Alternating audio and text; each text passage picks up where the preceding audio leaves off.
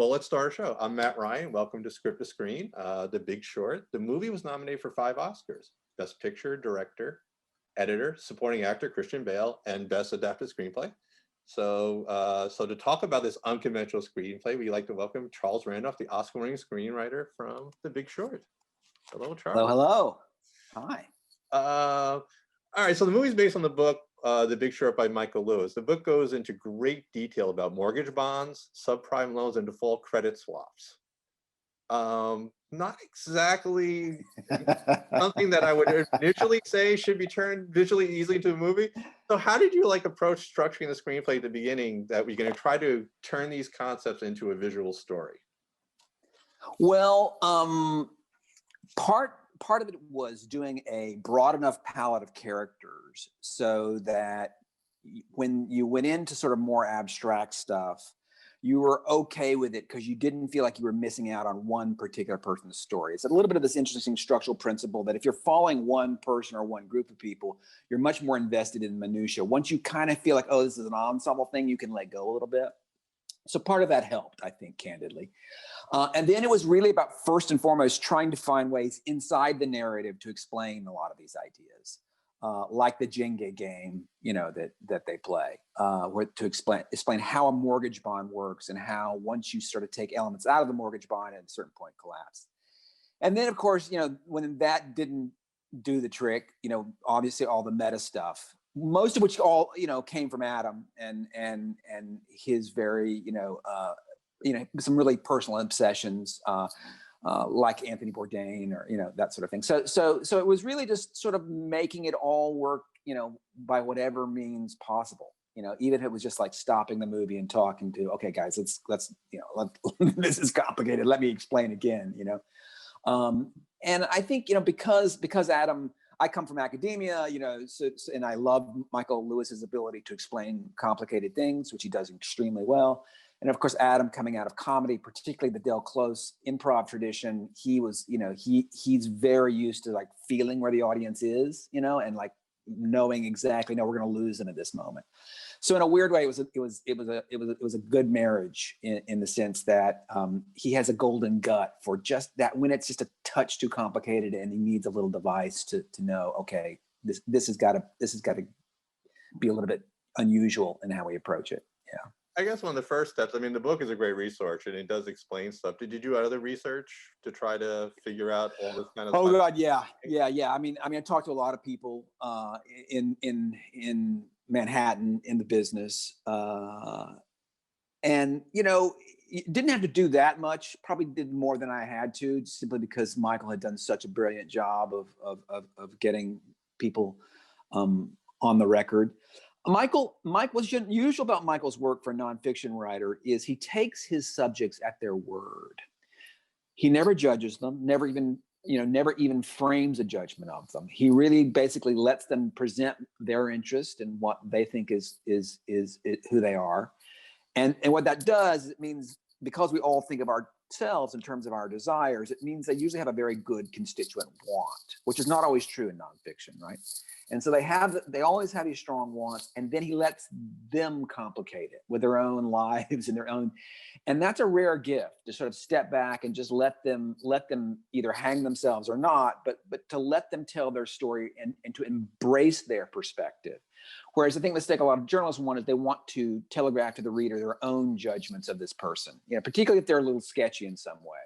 And that was really important here because this is a story of a bunch of people who run hedge funds who essentially, hate greed. And that's an unusual thing. And it's easy to, that hatred of greed empowered them. So it's easy to be skeptical of it. And Michael just let them live in their own worldview and their own desires and let their contradictions emerge naturally. So when researching, did you have a lot of moments where you said, did this actually happen? Or could this actually be a thing? I think we all did, right? It was just so freaking nuts at the time. Just the amount of money that was involved. There's a moment where anyone who researches this realizes that there's this much money out there in mortgages, and there's that much money out there betting on mortgages, where you just can't get your head around the numbers. They're just insane, right? And how the system had allowed that to happen. So there were, some of the underlying economics were just crazy. but also some of the people. I talked to one person who is not represented in the film, but he's the boss of someone who is. And I would quiz him a little bit about how mortgage bonds worked. And it became clear that I knew more after reading Michael Lewis's book than he did about some certain structural elements. And that sort of scared me, because what happens on these trading floors, it's just about the game. It's just about the trade in front of you. And it's amazing how that bubble created a world where people could be comfortable trading all this money and not really understanding both the implications of those trades and what they meant for the broader society. No, I mean, you obviously have a lot of real life people from the book. Did you rely mostly on the book, or did you get to work with some of the real life people or talk to them? Yeah, mostly on the book. Adam had them all come, which I think was largely good. Steve Eisman had strong opinions about what was going on set sometimes, which I think was kind of funny, and precisely what I think Carell was probably delighted, to have the real guy there doing exactly what Carell was doing on screen, like about what's going on screen. It's a kind of funny meta thing. But they all weighed in, and it was really helpful. I mean, one of my favorite things is Ryan Gosling's character, the guy who that's based on, showed up, and he complains early in the shoot. It was in New Orleans. I wasn't there, but the story is he's watching Ryan come in and hand out hotel key cards, and he's like, I'm not going to have hotel key cards. I would never do that. I would have an assistant. So Adam goes out and pulls out some kid to be the assistant, right? And the kid's just terrified. Suddenly he's like in the middle of this thing with all these famous actors, and his hands are shaking as he hands out. And Ryan just goes with it and just starts abusing the hell out of this guy. Just like, what are you doing? And suddenly it's a thing. And this kid goes from being an extra to being cast in the movie as Ryan's assistant in the better part of 40 minutes, right? Suddenly he's in every scene that Ryan does. They bring him to New York, to LA, wherever they go, this guy's coming along because Ryan needs his assistant. So that's what's so great about that approach to filmmaking. When those guys come from comedies, you can do those sorts of things. And because those guys had the people the book is based on had definite opinions, they really affected how the portrayals, and some of the dialogue. Gosling is a secret writer. I think he sort of works on his improv lines by himself in his trailer sometimes. And I think part of being exposed to his character gave him a lot of verbiage, things like all the stuff that he could kind of take from his interaction, not necessarily things the guy would say, but interaction that he could feel, in terms of the character. Yeah. So you mentioned a little about co-writing with Adam McKay, who has a background in comedy, Anchorman, for example. When you were early process script, how early did you guys decide you were going to have multiple protagonists, talk to the audience directly? You even call yourselves out as screenwriters on a few occasions. Right. Never happened. How often did you guys decide that you're going to need to do this kind of format to tell your story? That was more Adam. So we didn't work together. We didn't, I gave him some comments on his draft, but we never sat down together. So I wrote my thing, obviously the multiple storylines, all that's there. There were a couple meta moments, but not near as many. I don't think there was any, I'm trying to think if there's any two-camera address. I don't think there was any two-camera address. So it's sort of steamrolled, right? What happens is he comes on board, he does his draft. He already has some fun ideas. I think initially it was going to be commercials for, I can't remember, it's been a few years, but I believe what he wanted to do was have commercials for these complicated financial products that would play on screens. And then that got thrown out. And it sort of became this thing of more direct two-camera address. And it just got more and more and more. And I think at a certain point, I had Burry doing the voiceover, and then he, of course, ended up having Gosling's character do it. And that changed things, because what ended up happening is the film becomes a character in the movie, right? So what's to say is the voice of the film, the style of the film becomes a character itself. Now that character's attached to Ryan's guy, but you don't really think about that very much. You just sort of go with, oh, this is the voice of the film at a certain point.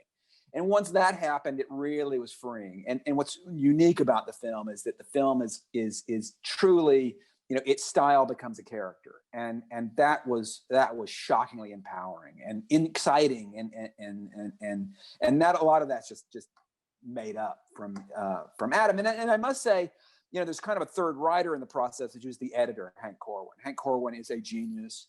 And, you know, a lot of that stuff he would find, and he would build things. And, you know, a lot of the montage stuff, which was not ever written in any script. Suddenly he's just sitting there in his house, web surfing, you know, 2008, whatever, you know, popular culture was available. And he's just sort of building from that montages. So. Yeah, I mean, a lot of people say movies are made in the editing, but this seems like a film where he had a lot of challenges to try to, you know, tell this story. Oh yeah. You know, he's so smart. I mean, one of the things he does, which I love, is he kind of clips out words coming out of scenes. I don't know if you noticed that. Like he'll be like a word, or, you know, a syllable won't get pronounced, and it dislocates you, and it creates this feeling of, oh crap. And you go into the next scene like, wait, what's going on? Like you're always a little dislocated. And it was a nice device for a world where everyone's trying to figure out what the hell is going on. I mean, how bad is this going to get? And so there are little things like that Adam and Hank did that are just terrific. Also, you know, one of the difficult things for screenwriters is exposition. So, like having Margot Robbie in a bubble bath lecture us about, you know, right, yeah, and then telling us to F off was kind of a good way to bridge some of the exposition issues. Yeah, that was an interesting one because it evolved over time, you know, and the original play was a little bit more sexist, and, you know, and overtly a parody of sexism, and then it, you know, and so, you know, her developing a little attitude really helped sell that. I think there was always a concern, this is going to feel creepy, and so her attitude, she brought a lot to it. I mean, I adore Margot, obviously. I wouldn't keep working with her all the time, but you know, she really brought to it that this attitude, which just was very helpful. I mean, just this I'm going to play this game for you, but don't take this too seriously. This is not real. This is, you know, I'm not in the bubble bath, you know, right? You know, so yeah, that helped. Now, you open with Ryan Gosling, Jared Bennett. He breaks the fourth wall, tells a story how boring 70s bankers got wealthy, went to strip clubs, and destroyed the U.S. economy. Yeah. I love your line about how the audience repeats sound bites what we think happened, just so we don't sound stupid in parties. Why did you want to open with Jared? You know, you had multiple protagonists. What was I didn't originally. You know, what ended up happening is when people read the script, there were some just fundamental issues with what the hell's a mortgage bond? Like, what is a mortgage bond? Because we didn't really explain it till you got to, again, the Jenga game and Jared talking about the deal.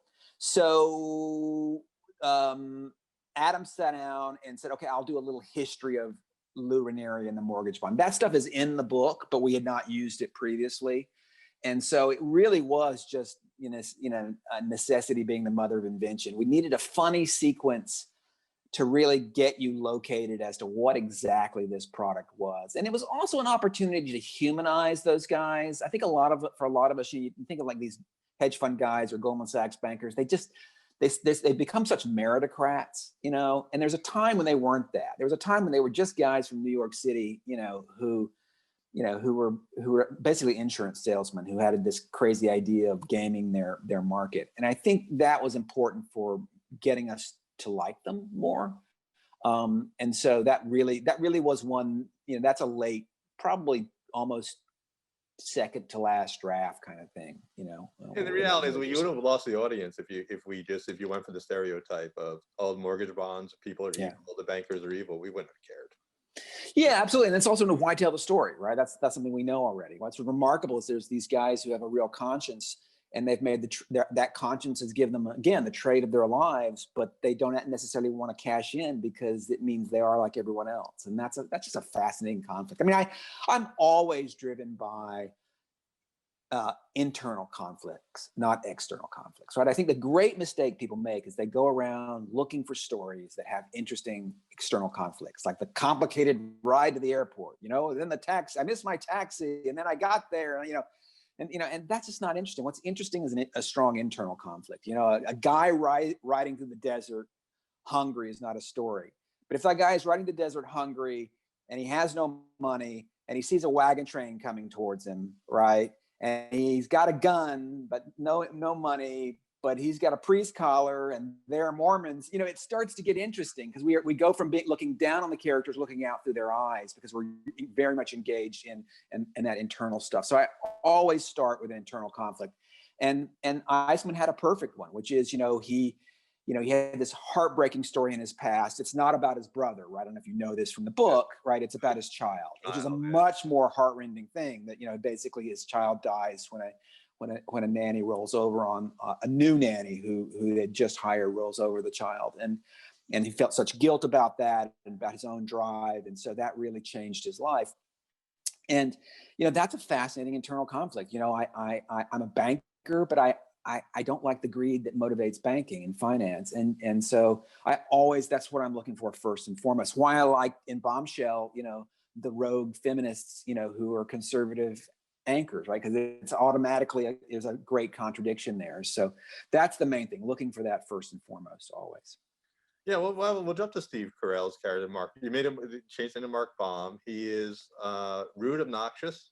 He hijacks. Yeah. I love the scene where he hijacks the support group meeting, which is in the book. Right. Right. It's in the book, all from the book. Yeah, he's also a crusader in the moral compass. And I like the reference when he was a child, he would study Judaism to find the flaws. Yeah. Also in the book, yes, also in the book. But how did you, Adam and Steve, want to approach his character to make him forcible, tough, but also likable and relatable? Yeah. Well, I think everyone brought something different, right?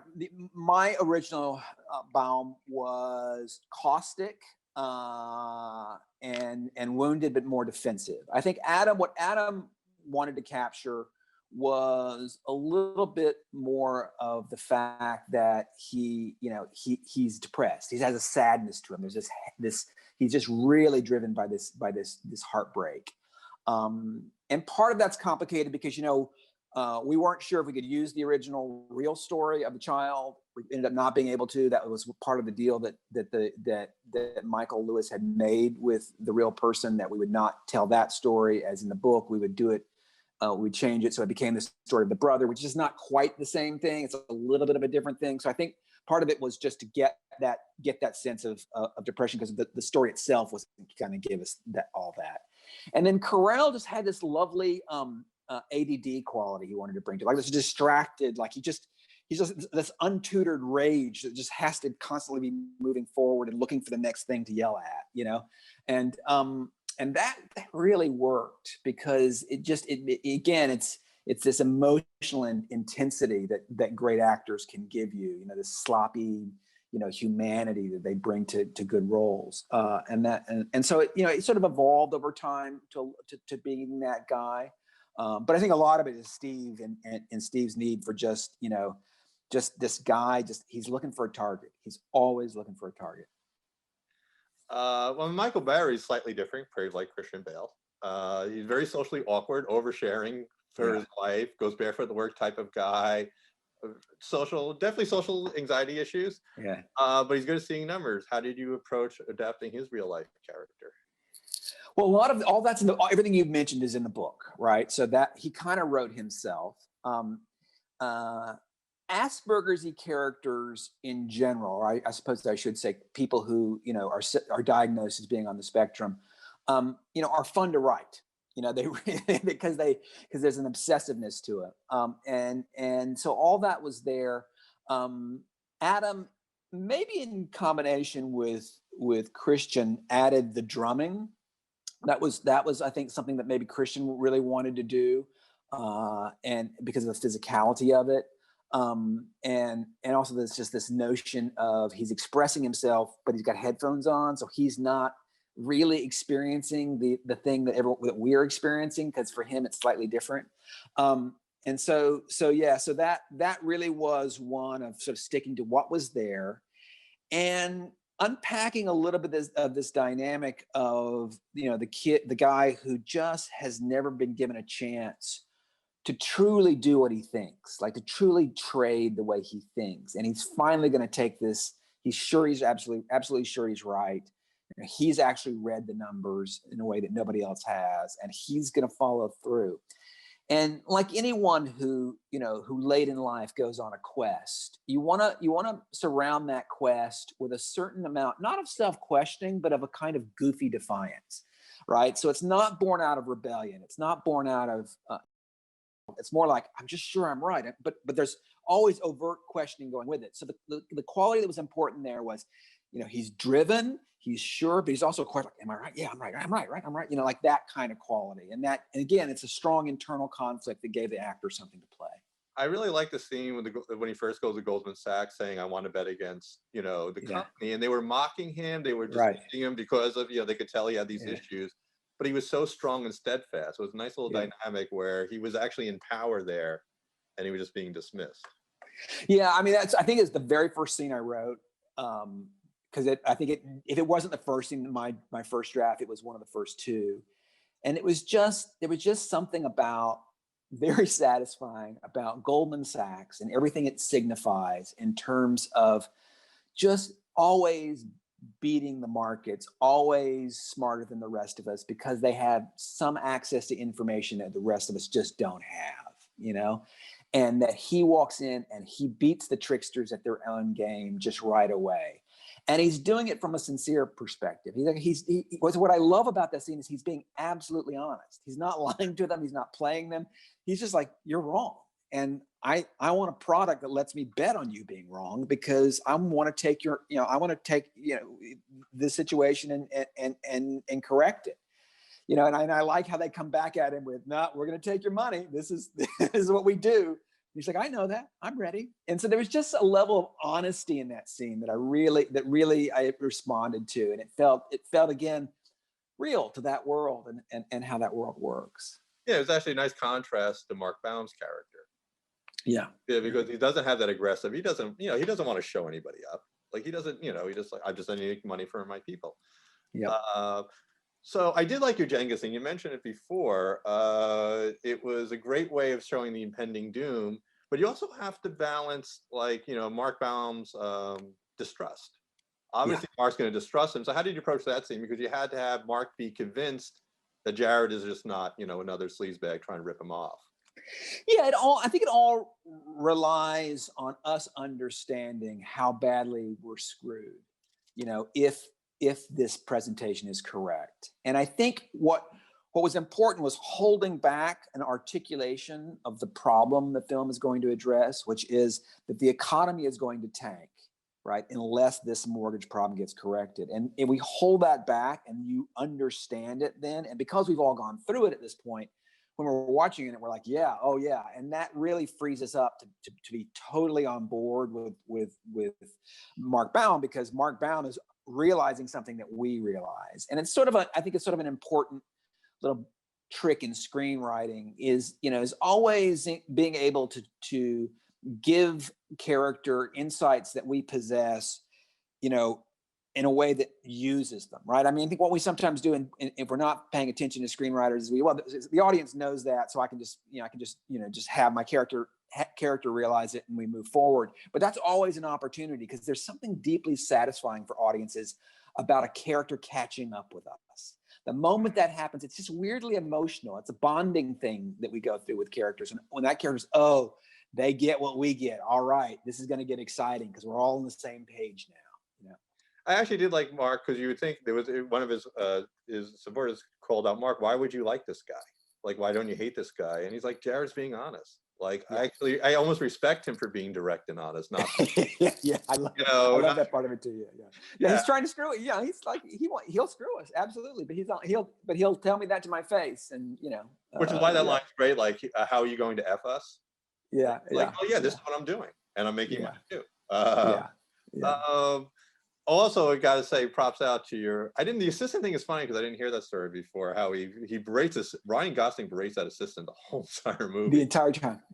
And I don't think any of that's ever scripted. I mean, there was the quant was in the room originally, obviously, the quant who he pretends is a native Mandarin speaking Chinese as opposed to a Chinese American.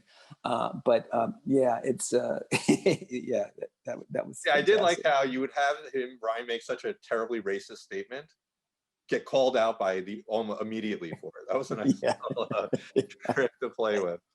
Yeah. I was all right. So the Florida scene, that was actually, to me, one of the most impactful moments for me, because we have the comedy where Steve meets the stripper and she finds out there's 5 houses, the sleazy mortgage brokers. Like, we're meeting all these people, but then we see that poor guy with his daughter when he learns that his, Yeah. you know, his landlord dog actually was on the lease and he's about to get evicted. How important for you is kind of mix up the comedy, but actually show the human cost in that kind of very important. And that scene's not in the book, right? That's a sequence that was wholly created from other sources, and it's there precisely to achieve that, to like go into the world and see the cost of this scandal on real people. And I will always love Adam McKay because he didn't touch it. He just shot it.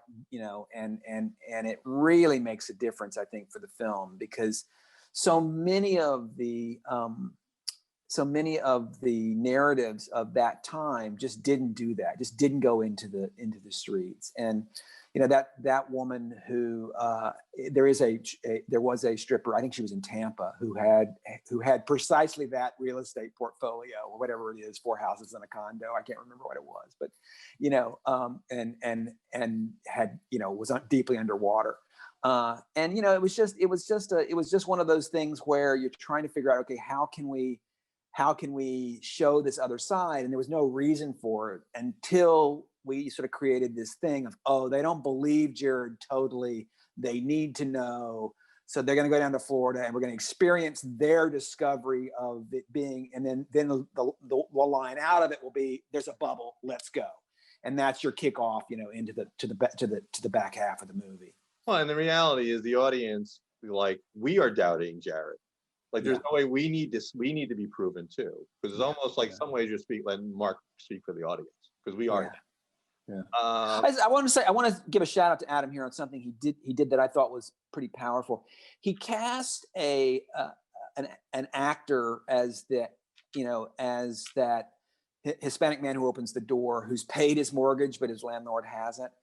And I don't know where he got that guy, but man, that guy was fantastic. Just in the brief few seconds he's on screen, both there and then later in the film, you really feel his authenticity. He really feels like that guy who came up kind of rough, got a good job, is now found his way in life, and got a good family, and yet he's going to get screwed by the system in a way he doesn't deserve to get screwed by the system. And it would never have occurred to me to cast that particular guy, but it really works for the film. And it's one of those moments, those magical moments in casting, where a good actor can communicate a whole backstory just by who they are and how they move and how they talk.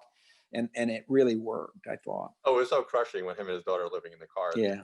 I mean, and yet believable, right? It's like to have that moment later, you need to believe that, and there are a lot of companies be like, a lot of people are like, I don't believe that guy's actually going to live in his car. He's going off somewhere, living with some relative somewhere.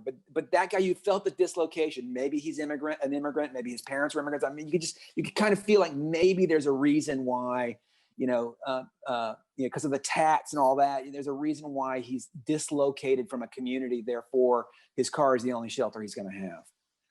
Yeah, now we have the other team: Jamie Shipley, Charlie Geller, and Ben Rickard, played by Brad Pitt. They're, Shipley and Geller are not yet corrupted, but I'm seeing scenes that they could be corrupted. Yeah. What did this team bring to your story? What did you want to show with these three? I wanted some people who were outside the system and looking in, and who just desperately wanted to be part of the game, getting that document which allows them to make the kinds of trades that the big banks did. That I wanted that story, because I wanted to show how this was something that not everyone could do, right? And it really makes a difference in terms of the fact that there were people out there who were so hungry to get in the game that they would, that the system would always find fresh money. In the book, you'll recall that Michael Lewis talks a lot about Dusseldorf and this sort of dumb European money that's that's continuing to buy these products. We needed to show that, but we wanted to show that in a more sort of domestic way. So that was part of it.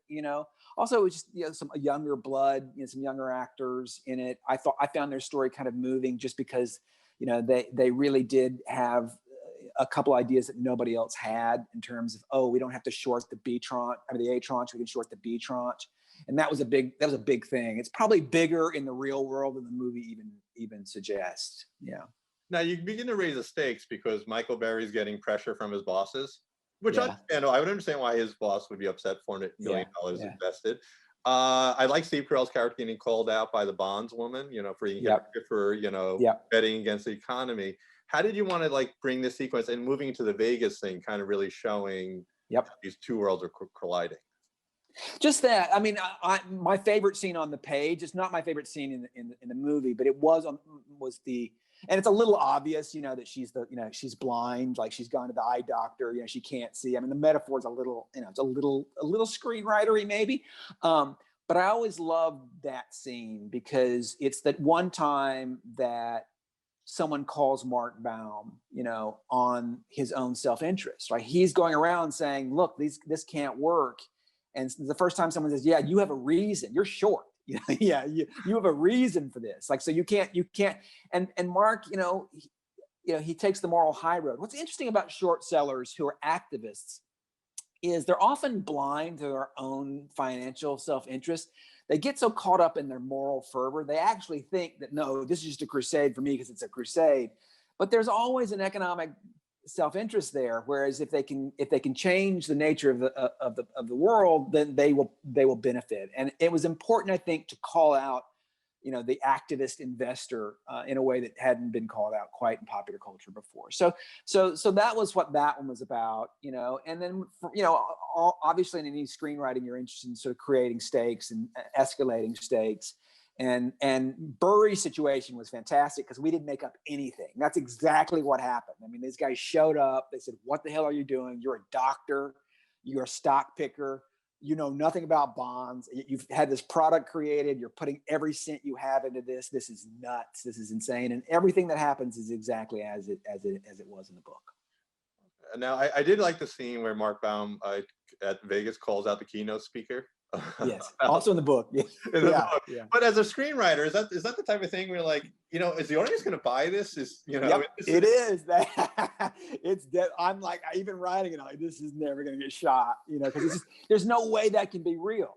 But again, Carell does a really good job of selling it, right? Because he has, I mean, by the way, the picking up the phone and the walking out, that's exactly as it is in the book. Like, he literally got this call while he was in the middle of, I mean, he's yelling at the guy in a public forum, and then he gets a call and he's like, hold on, but by that time in the movie, we've watched Baum be so disruptive and so crazy in certain social situations that we kind of go with it. And Steve, he underplays it beautifully. He makes sure that it's not about his own ego, and it's not about enjoying the disruption. It's more about the real indignation that he's feeling. And once that sincerity is there, and he's not playing to the other people in the room, we go with it. Yeah, we definitely go with it. I was getting curious. Steve Carell never addresses the camera. Yeah. Was that a conscious choice, or maybe fear of the no, and that would be more of an Adam question, because so much of that stuff, they did it, kind of on the fly. And yes, I would say yes. The idea was that we would always retain that integrity, because he was sort of much more of our guide in the scripts than he became in the final movie, because the entire thing began with him, and with him, he was probably a little bit more in it, overall. And so it definitely was something about not touching that, letting him be someone that we don't have access to his thoughts, because it'll make him a little bit more interesting. But I think there was no reason ever for him to do that, because it just, and also I guess I would, to thinking back, and sorry, it's been a few years, but part of it's also, he's going to have this big emotional scene with his wife about his dead brother. And I think it was just a little bit of not screwing with that, like letting the audience fully live with him always as a real human being in the world, and not an actor playing a real human being, because that way, when we got to that moment, it was easier for us to buy and accept. The others don't have those big dramatic turns. And so we're more comfortable thinking about also them similar to Michael Berry and Christian Bale. Like, you want him to be a little more grounded and emotionally real. Yeah, exactly. Yeah. All right. So when you first dreamed of being a screenwriter, did you ever envision a day where you would have a prominent economist and Selena Gomez explain synthetic CDO via blackjack? No, I did not. It's a great scene, though. They're both geniuses for different reasons. But yeah, it's the only downside of that is, and this was, by the way, Adam's idea. The only downside of that is on the page, what happens is we just go outside of the casino and we have people betting on what's going on. And you go and you just keep pulling back and back until you realize all of Las Vegas is betting on this one deal. And it was such a funny idea, but I think there was no way to shoot it, certainly not at the number that we needed to shoot things. So that was the only part of it to this day. When I see that, I'm like, oh, too bad we didn't keep going back and back and back and back. But actually, it's interesting because, I like blackjack, but it did actually make it clear this was a very difficult concept to understand. And actually, it was kind of obvious. Oh, it makes sense now.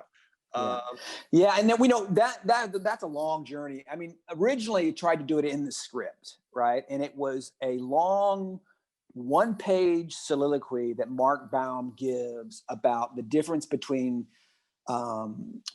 the amount of money that goes into baseball versus fantasy baseball, and and imagine a world where fantasy baseball becomes structures societies, and fantasy baseball is the dominant part of the economy, and yet you have no relationship to the thing itself. It's all people betting on people betting on people betting, and it took so long to kind of get the idea across, and with just the two of them there talking about it and the people doing it, it was so quick, and really just great filmmaking.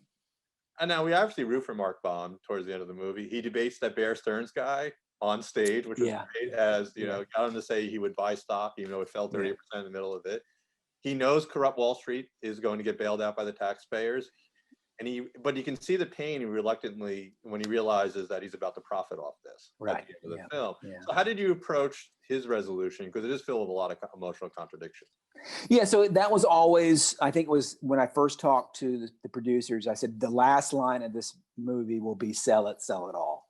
And we're going to structure the entire film around his choice to complete a short, to sell his short and cash out, and with the biggest trade of his life, or almost any banker's life, and then the whole thing will be about his struggle to get there, and we'll never quite know whether or not he's going to do it or not, if he's going to walk away. When we wrote the original draft,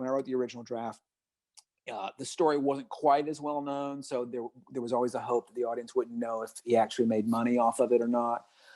By the time it got made, it was clear, he had gotten enough press that it was clear that most people knew that that these guys were out there. I mean, the book was successful enough that it was clear that that these short sellers had done very, very well. But yeah, that was always going to be the structure. And again, it's a great internal conflict. Like, that's what we care about. Is you got choice A, you got choice B. What is this person going to do? The thing at Bear Stearns is in the book. And it's all there, that's kind of what happened. Is that as they were doing that, they all started getting these text messages telling them that the market was falling apart, as they're talking about how the market's not going to fall apart. So you kind of can't believe it. And again, it was important that we had characters look at the camera and say, guys, this is what happened. This is insane, but this is what happened. Now we also, Michael Berry, we cheer for him because he did make $480 million for his boss who sued him. So I guess we're happy.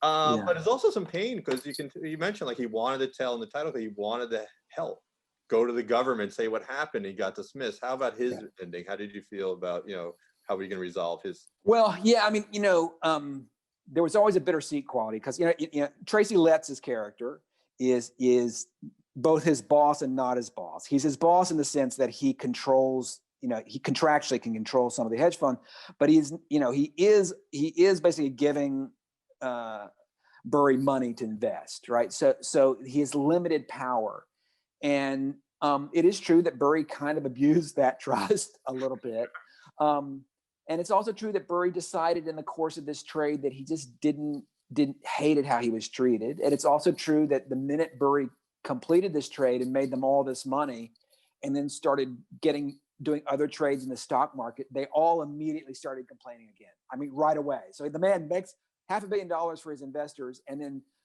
a week later he's making other trades. They're emailing him again, like, "What are you doing? No, like Mike is now doing only a family office because he can afford to. I think it's mostly, I mean, he trades maybe for some other people, friends, but he does a lot with like water in California and a lot of environmental stuff that he trades. So, it's all in the book. It's all that was pretty much just telling it in as efficient a manner as possible. I mean, there's not, we treat some of it like there's the board outside the office, where he writes, and the one assistant who stays late. I mean, all that's made up, but just the dynamic he's in is just what's there in the story. I did like Ryan Gosling's last line. Banks are broken up, people went to jail, and new regulations in place. Just kidding, they blame immigrants and poor people. Coming from our non-hero, he's kind of a non-hero of the story, the line was impactful. How did you want to use these lines to capture his neutral essence to his character? Yeah, the whole idea is that at this point, he's the voice of the film and not the character, right? So that what's happened is by this point, he's just talking for the filmmaking process, basically, and us, and it kind of works, I mean, I have to say it if you think about it, it gets a little bit, I'm not so sure. But yeah, it was, I think the original pitch for this movie was we're going to have as much fun as possible on our way to getting paid. And it was always going to end with, this voiceover of someone saying, this is what happened in in the year 2008, this happened and this happened and this happened. And, it was not good for us as a society. This was a bad thing, and the idea here is that the subject becomes emotional and moral in a way that we've not had, and you kind of been waiting for it because Baum is that way, but then finally the film itself, does a little, tut-tutting, and it's a risky move, but one I and Adam are very proud of because I think it worked, and it spoke truth. And it's always hard when you do movies that are about politics, but when you deem to get on a soapbox so overtly and so clearly, it's even more dangerous. But I think by the time the film came out, people were angry enough about what had happened that we found a lot of appreciation for that perspective. What was the reaction from the real people from the movie? Oh, they were all really happy. Yeah, they were all, remember some of them had been around during filming and they had seen their notes, again, because who Adam is, he would take their notes and change it. There's a wonderful moment where Gosling critiques the idea that he would never be in a disco with these losers. That's from the real guy, right? The real guy standing there going, Adam, I would never talk to that girl. That music sucks. Look at them. I would never be with these people. And so Adam just has Ryan turn to the camera and say, I wouldn't be here, And so because they had been so integrated in it the entire time, it worked, right? And so, they were all pretty happy. I mean, there was some of the people who he beat up a little bit who were not happy. Michael Lewis had a lawsuit, you'll recall, with the man in the I think it's a sushi place they're in Vegas, who's quite proud of his trade. That guy and Michael have had a litigious history, I believe. But by and large, everyone who's portrayed was happy. Now, we're about to open up the audience. I have one last question for that. So it was, as we mentioned, you were nominated and won for Best Screenplay, but your competition was Brooklyn, Carol, The Martian, and Room. That was a very great year for writing. Yeah, it was. How was the process like experiencing like the whole Oscar tour with your fellow writers and kind of? It was great. It was absolutely great. There's this thing that we do up in Santa Barbara where they bring up everybody together, and that was, I think, the first thing we were all at together, and not just us, also obviously the originals guys were there too. And it was a great group that year. I mean, it was phenomenal, and on both sides, and I still cherish those memories, and Drew and all those people that we got to hang out with were just, it was fun. It was a delight because the film was shot pretty quick. It was edited, I think over the course of the summer, and then it kind of, Paramount needed it and had a slot for it so they could put it in around Christmas season. Had a very early screening at the DGA in which Michael Mann got up and sang its praises, and it was a delight that whole season. I mean, everywhere we went, people loved the movie. The reviews weren't perfect, but the response of filmmaking people was great, and it was fun to hang out with all those guys. Christian's a lot of fun. I mean, all those people were so much fun. It was just a delight, compared to Bombshell, where the circuit was, a little bit more tortured, because it was so overtly political in a way that people, that some people didn't like. It was a dream experience. It really was, and the thing that's so great about being in those situations, and why I would encourage anyone, if they ever have a chance to participate in those, because they're like political campaigns. They're long and complicated, but it's just the time you spend with other writers. We never get to talk to other writers, and we can, but it's hard. And just to be able to spend so much time with people whose craft you respect was fantastic. The best part of the process by far. All right, so we're going to bring one of the student producers, our producers of Script the Screen, Sonia, onto the screen. Hello, Sonia. And she's going to take some questions from the audience for you. Okay. Hi, Charles. Hi, Sonia. Hi. This is great. Okay, first, we got a lot of questions about like your very early process with screenwriting and how you go about that. So Cameron Kwan asks, specifically for when you're adapting a book and when the characters and plot are fairly developed already, are you more focused on translating the story into like a visual medium, or is it still a ground up process for you? No, Cameron is absolutely right. It's the former.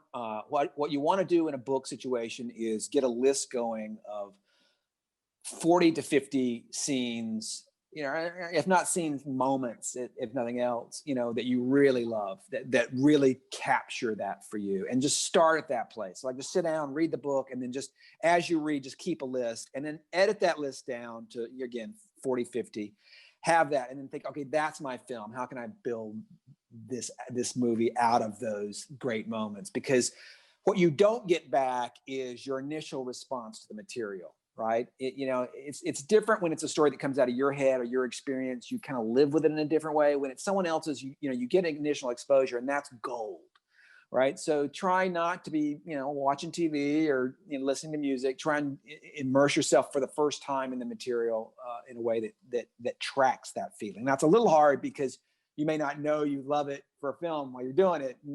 But if you start to smell, ooh, this may be something, stop, get a piece of paper, and do that. So yeah, you're looking for sort of more fully baked scenes then, and then go back and do the work of doing the plot and thinking through the characters in terms of, the hardest part of nonfiction stuff is the characters, because real people don't come with strong internal conflicts. Real people are just real people, and so you get, you're gonna have to cheat them and invent them. I caution people against meeting the real people early. Try not to do that if you can avoid it, because once they're on your shoulder and you're worried about, oh, what will Megan Kelly think about this? What do I do? That becomes complicated. Interesting. Okay, we have a question from Luda Panina. She says, I love this film so much, and I really appreciate the framing of the financial crisis, kind of talking down to the audience for not understanding the crisis, but also educating them. But unfortunately, rewatching this film in 2020/21 makes the entire crisis seem almost quaint. Like, yeah. I feel nostalgic watching this movie now because I miss a time when not everyone was aware of the dark underbelly of American society. And she asks, how would you approach writing a snappy, witty film like this post-COVID, post-Trump, when everyone is in on it? Wow, I don't know that you could, right? I mean, I think when I wrote my first draft, even when Adam shot the film, this was the biggest sort of collective crisis in recent memory. I mean, in terms of just that we had all gone through it as a nation. You remember when it happened, it was like, oh, the biggest financial crisis since the Great Depression. It was such a big deal. Now, is it in the top 5 of the last 20 years? Maybe, just barely, right? So I don't know that it would, the same tone. I try to do a similar kind of tone, obviously, with Me Too, where we enjoyed the characters and we enjoyed some of their comedic interactions, which is my movie Bombshell. But I have to say, it veers more into heaviness by necessity, and it's hard. It is hard. I think a part of that's distance. Like, if I were to do a movie about the recent storming of the Capitol, right? And those guys, you know, because those guys are both kind of goofy and dangerous at the same time. It's like a weird mix, right? I can imagine that being entertaining and terrifying 10 years from now in a way that I can't imagine it being 2 years from now. So part of it's distance, I think.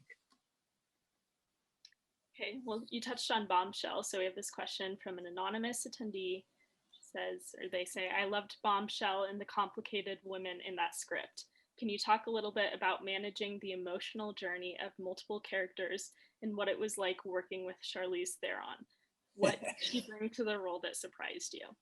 Well, let me take the last one first because that's pretty easy. Charlize is very tough, right? She's a strong, tough person. She brought to Megan a little bit more of a reserve, you know, a kind of thoughtful reserve, which real Megan's not. Real Megan is, you know, she's from Albany. You know, you can feel a little bit of, you know, of the college person in her.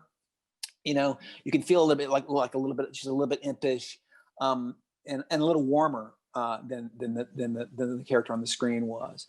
But that ended up working really well for us, that reserve, because, you know, the audience was not you know, they were pretty ambivalent about Megyn Kelly, right? On one hand, you know, we want to protect all women from that experience. On the other hand, Megan's a problematic person for a lot of people. So that helped us a lot. You know, her own reserve really helped make the character work for a big portion of the audience that otherwise might not have gone with it.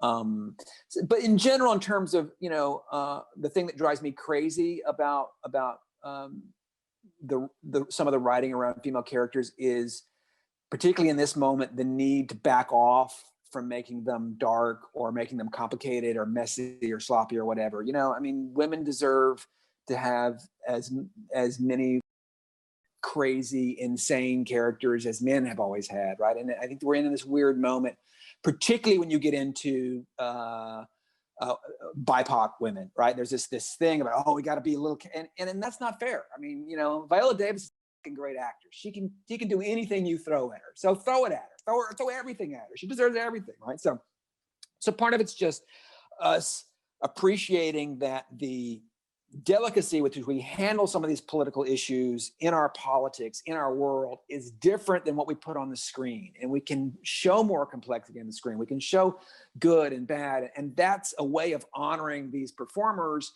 which they historically have not been allowed. So, you know, and so, you know, I think it's important that we just, you know, we make everybody as, you know, every tool we have available as writers, give every character, no matter where they come from.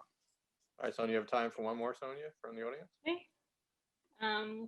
Okay, here's a question about writing complex plots like The Big Short and Bombshell.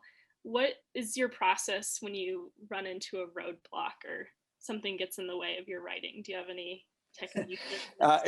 There's a great writer named Eric Roth, who many of you will have studied, and who I love, who always talks about, when you're stuck with a scene, change the weather. And what he means is, if you just change how you see it, if you're like, okay, it's raining outside now as opposed to sunny, like it'll sort of mess with the emotionality of what you're doing, and sometimes that helps.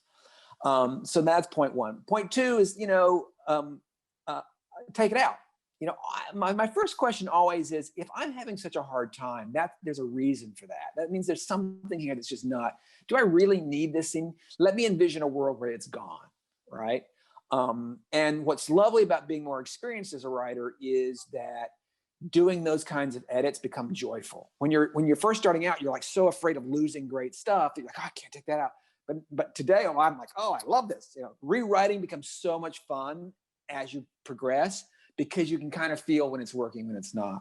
And the third thing I would say, if you're stuck, is just put it away and do something else. You know, just go away for 2 days and come back to it. The history of writing, particularly of the novel, is full of people who know that, you know, you're in a hole. Just, it'll be different 2 days from now. I promise you. It'll just seem like a different thing. You know, and remember also, you know, part of it is your own management of your own enthusiasm for writing, right? So what I like to do is, like, when I finish at the end of my day, is leave a little thing for me to start working on tomorrow that I'm excited about. That way it kind of gets me into it. Because if I'm just picking up, I gotta start again, I don't know what I'm gonna do. If you start with a problem that's already frustrating you, then it's gonna be, you're gonna find yourself, surfing online and doing your email and doing all the procrastination that writers do, just because you don't want to face like having to deal with that. But if it's like, I get to write that little bit today, a good line, then you start and you're kind of into it.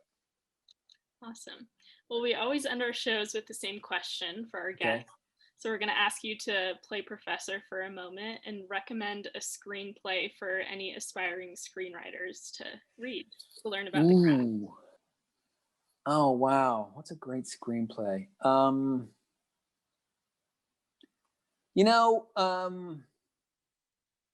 trying to think of a. I think Marriage Story this last season is a great screenplay to get your hands on, because it's structurally very disciplined about staying with their emotional perspectives and making everything born out of their emotional conflicts, their internal emotional conflicts, even though it's very broad geographically and that sort of thing. So, I think that screenplay, I think, is a pretty illustrative read.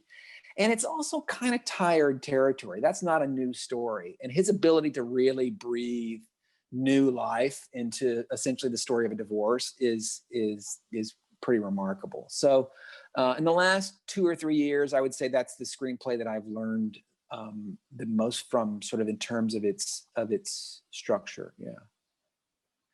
Well, thank you so much, Charles, for joining us. Gladly. Coming to, of course, we'd rather have you in person, which we will with your next film. Okay, good. We want you to, you mentioned coming to Santa Barbara, so Santa Barbara, I'm there for Santa Barbara anytime. Santa Barbara's good. Thanks so much for joining us today. All right, you guys are lucky. All right, good to see you. Thank you. Bye.